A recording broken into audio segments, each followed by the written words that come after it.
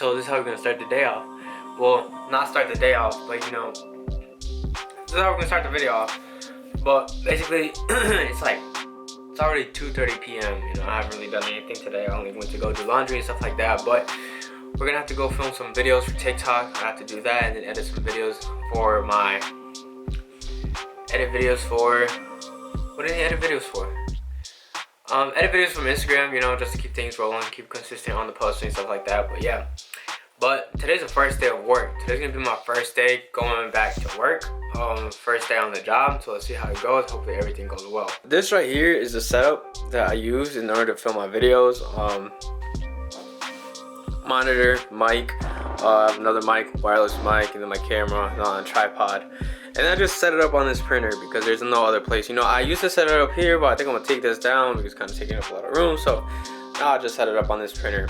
But if you want to see a video on in-depth or video of my gear stuff that I have on here, just let me know. We'll drop that video.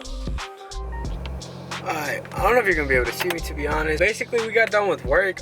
First day was kind of successful, I guess you could say. It's a pretty easy job. I can't complain about the job. It's pretty easy. All you gotta do is just, pick orders, walk around. Like the people from Walmart, I just gotta walk around and pick orders, stuff like that. So it's a pretty laid back job. Not too bad, to be honest. But I didn't get really record much. Well, how am I gonna record, first day of work? I'm not trying to make a bad impression or anything like that.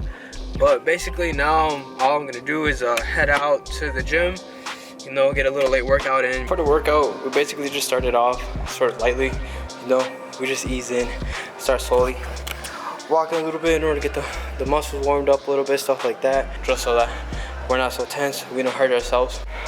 Alright, so I know this is probably gonna be a weird angle and stuff like that, but I just basically want to touch base on the reason that's we're at a point where I had gotten into my photography career and stuff like that, why I basically wanted to quit. And it was all just basically because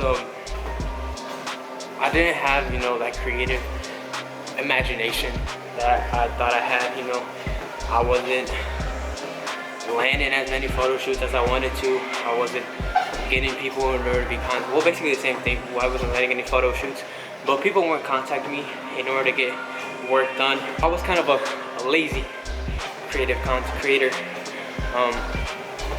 As soon as I just started, photography, I was just kind of hoping that everybody would just come over to me and wanted to do work with me, but that really wasn't the case. It was more like I had to put more in my part, and that's what I recently started doing.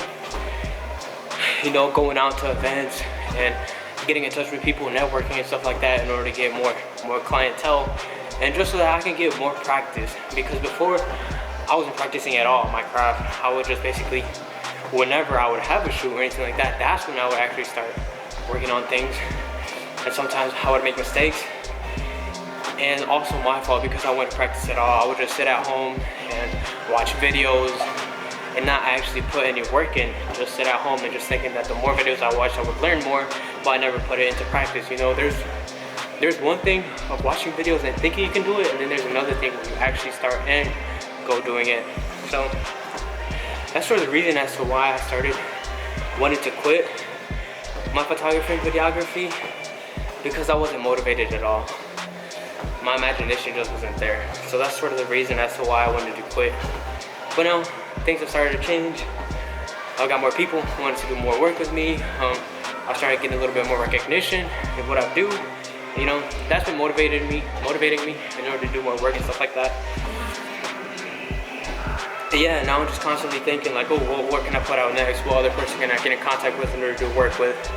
And I'm always open to work with anybody, as long as the terms are right, things like that. But if we want to get some work done, I'm all up for it. I've done work.